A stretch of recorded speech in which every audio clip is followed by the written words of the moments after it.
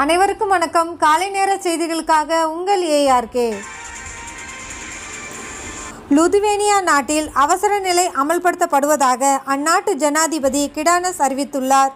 Ukraine மீது ரஷ்ய இராணுவம் தாக்குதல் நடத்தி வருவதை அடுத்து அவசர நிலை பிரகடனம் செய்யப்பட்டுள்ளது. ரஷ்ய தாக்குதலை தொடர்ந்து உக்ரைனிலிருந்து வெளியேறும் மக்களுக்கு தஞ்சம் தர தயார், எத்தனை ஆயிரம் மக்கள் வந்தாலும் அவர்களை ஏற்க தயார் என உக்ரைனின் அண்டை நாடான மல்கோடோவாவின் அதிபர் அறிவித்துள்ளார். உக்ரைன் நாட்டு இராணுவ வீரர்கள் ஆயுதங்களை கீழே போட்டுவிட்டு சரணடைந்து வருகின்றனர். ரஷ்ய தரப்பில் தகவல் தெரிவிக்கப்பட்டு வருகிறது. தரைவழி மற்றும் வான்வழி தாக்குதலை தொடர்ந்து உக்ரைன் நாட்டு இராணுவ வீரர்கள் சரணடைந்து வருவதாக தகவல் வெளியாகியுள்ளது. உக்ரைன் மீது ரஷ்யா தாக்குதல் நடத்தி வரும் நிலையில் ரஷ்யா உடனான இராஜாங்க ரீதியான அனைத்து உறவுகளையும் முறித்துக் கொள்கிறோம் என உக்ரைன் அதிபர் செலன்ஸ்கி அறிவித்துள்ளார்.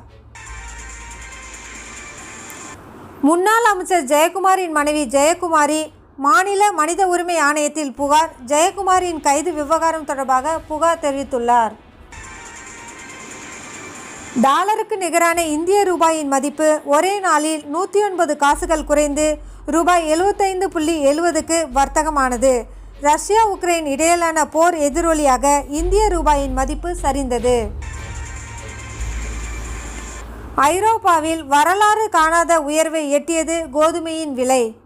உக்ரைன் ரஷ்யா இடையிலான தாக்குதலுக்கு மத்தியில் உணவுப் பொருட்களின் விலை சரமாரியாக உயர்வு. ரஷ்ய தலைநகர் மாஸ்கோவில் அதிபர் புதின் உடன் பாகிஸ்தான் பிரதமர் இம்ரான்கான் நேரில் சந்திக்க உள்ளார். உக்ரைன் மீது ரஷ்யா தாக்குதல் நடத்தி வரும் நிலையில் மாஸ்கோவில் சந்திப்பு என தகவல். ஆபத்தான சூழலை எதிர்கொள்ளும் போது கூகுள் உதவியுடன் அருகில் உள்ள பதுங்கு குழியில் தங்கிக் கொள்ளுங்கள் என உக்ரைனில் உள்ள இந்தியர்களுக்கு இந்திய தூதரகம் அறிவுறுத்தல். இந்தியா அமைதி நிலவ விரும்புகிறது, போரை ஊக்குவிக்கும் சூழல் ஏற்படக்கூடாது என உக்ரைன் சூழல் குறித்து பாதுகாப்புத்துறை அமைச்சர் ராஜ்நாத் சிங் கருத்து. உக்ரைனில் உள்ள தமிழர்களையும் தமிழக மாணவர்களையும் சிறப்பு விமானங்கள் மூலம் மீட்க தேவையான நடவடிக்கைகளை விரைந்து எடுக்க வேண்டும் என உக்ரைன் விவகாரம் தொடர்பாக வெளியுறவுத்துறை அமைச்சர் ஜெய்சங்கருக்கு முதலமைச்சர் மு.க. ஸ்டாலின் கடிதம் எழுதியுள்ளார். தமிழ்நாட்டை சேர்ந்த சுமார் 5000 மாணவர்கள் மற்றும் குடியேறியவர்கள் உக்ரைனில் சிக்கி தவிப்பதாக கடிதத்தில் தெரிவித்துள்ளார். உக்ரைனில் வான்வெளி மூடப்பட்டிருப்பதால் இந்தியர்களை தற்பொழுது மீட்க முடியவில்லை. விமான போக்குவரத்து தொடங்கப்பட்டவுடன் அவர்களை மீட்பதற்கான நடவடிக்கைகளை மேற்கொள்ளப்படும் என விமான போக்குவரத்து துறை அமைச்சர் ஜோதிராதித்ய சிந்தியா தெரிவித்துள்ளார்.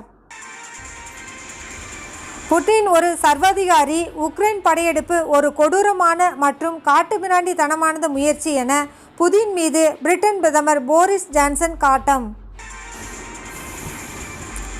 கோவில்பட்டி அருகே தனியார் பட்டாசு ஆலையில் பயங்கர தீ விபத்து. தூத்துக்குடி மாவட்டம் கோவில்பட்டி அருகே துறையூரில் செயல்பட்டு வரும் செஞ்சுரி பட்டாசு ஆலையில் பயங்கர தீ விபத்து. இதில் 4 பேர் பலி. ஒழுங்குமுறை விற்பனை கூடங்களில் கிலோ ரூபாய் 63க்கு துவரம் பயிறு கொள்முதல் செய்யப்படும் என தமிழக அரசு கூறியுள்ளது. கிருஷ்ணகிரி, தருமபுரி, திருப்பத்தூர், ராணிப்பேட்டை, வேலூர், திருவண்ணாமலை, சேலம், ஈரோடு, தேனி, மதுரை, கரூர், திருச்சி மாவட்டங்களில் துவரை பயிறு கொள்முதல் செய்யப்படும் என கூறப்பட்டுள்ளது. உக்ரைன் நாட்டில் கேரளாவை சேர்ந்த 2320 மாணவர்கள் சிக்கி இருப்பதாகவும் அவர்களது பாதுகாப்பு குறித்த கவலை இருப்பதாகவும், எனவே அவர்களது பாதுகாப்பை உறுதி செய்ய உடனடியாக நடவடிக்கைகளை எடுக்குமாறு மத்திய வெளியுறவுத்துறை அமைச்சர் ஜெய்சங்கருக்கு கேரள முதல்வர் கடிதம் எழுதியுள்ளார். ஐரோப்பாவில் மீண்டும் போர் வருவதற்கு ரஷ்ய அதிபர் புதின் தான் பொறுப்பு. ஐரோப்பிய ஒன்றியம் உக்ரைன் மக்களுடன் துணை நிற்கிறது. சுதந்திர நாட்டிற்கு எதிராக ரஷ்ய தலைமையின் முன்னோடி இல்லாத ஆக்கிரமிப்பு செயலை கண்டிக்கிறோம் என ஐரோப்பிய ஆணைய தலைவர் ரஷ்யாவிற்கு கண்டனம். ஆயுதம் ஏந்த தயாராக இருப்பவர்கள் பிராந்திய பாதுகாப்பு படைகளில் சேரலாம் என உக்ரைன் பாதுகாப்பு அமைச்சர் ஒலக்சி அழைப்பு.